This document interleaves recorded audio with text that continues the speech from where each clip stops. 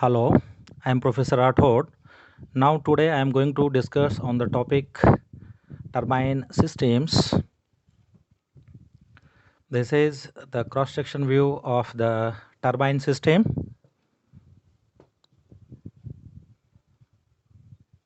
Turbine, in the turbine introduction, a turbine is a device that harnesses the kinetic energy of some fluid such as water, steam, air, or combustion gases and turns this into the rotational motion of the device itself. These devices are generally used in electrical generation, engines, and propulsion systems and are classified as the type of engine. They are classified as such because engine simply technologies that take an input and generate an output. Next, a simple turbine is composed of series of blades. Currently, steel is one of the most common material used and allows the fluid to enter the turbine, pushing the blades. These blades then spin and eject the fluid, which now has less energy it did than when it enters the turbine. Some of the energy is captured by the turbine and used. Turbines are used in many different areas, and each type of turbine has slightly different construction to perform its job properly. Turbines are used in wind power, hydropower, in heat engines, and for propulsion.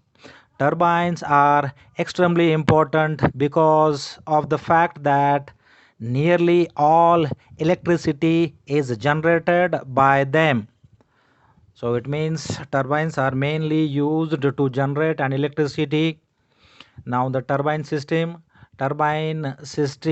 consists of high pressure turbine, intermediate pressure turbine, low pressure turbine, and high pressure turbine, intermediate pressure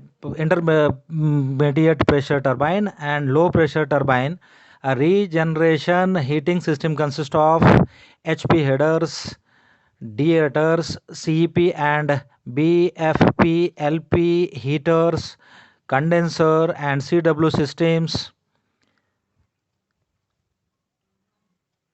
This is the diagram, the turbine cross section, sectional view it is. You can see the diagram how it is actually installed in the industries.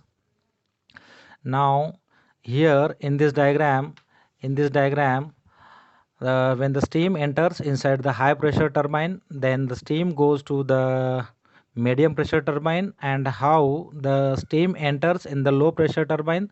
So there are total 3 stages of the pressure: high, medium, and low pressure turbine.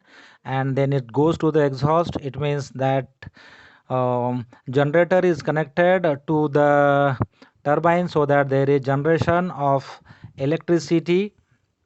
Then the general description of these are 3 steam turbines in the thermal power plant, namely high pressure turbine, intermediate pressure turbine, and low pressure turbine. The high pressure turbine, that is HPT, comprises of 12 stages. Each stage consists of a nozzle and the blades. Nozzle sometimes called as fixed blade, and the moving, many of the times called as moving blades. The steam flow in high pressure turbine being reverse direction.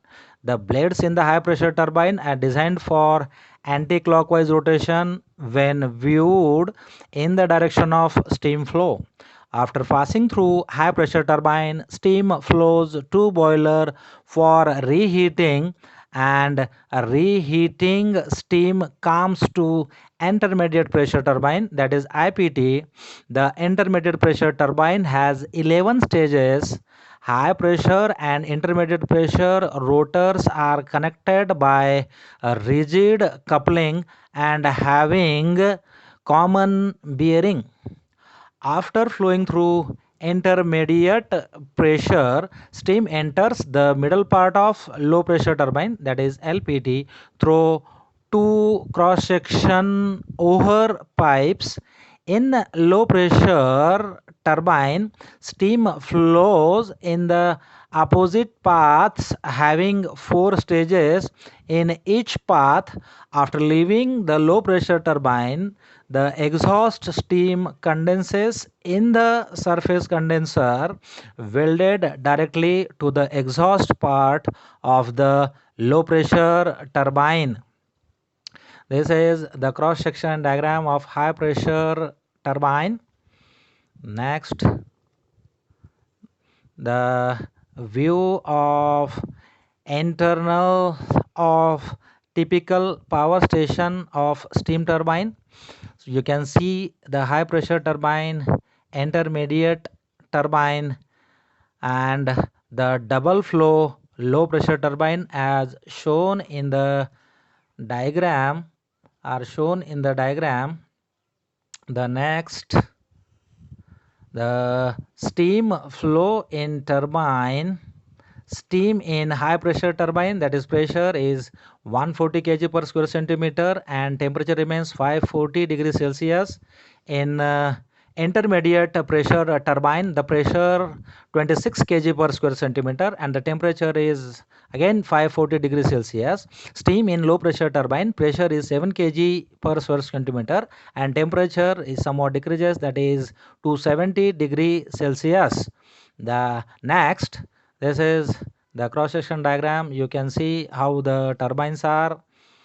The next, this is also one of the cross section how the turbine looks. There consist of the fixed blades and moving blades. So this is the diagram you can see. Now the working principle, the actual working principle in the turbine, kinetic energy converts to the rotational energy which rotates the rotor of generator.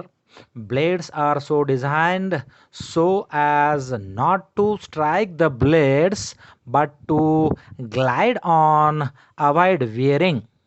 Total motive force acting on the blades is thus the resultant of all the centrifugal force plus the change of momentum.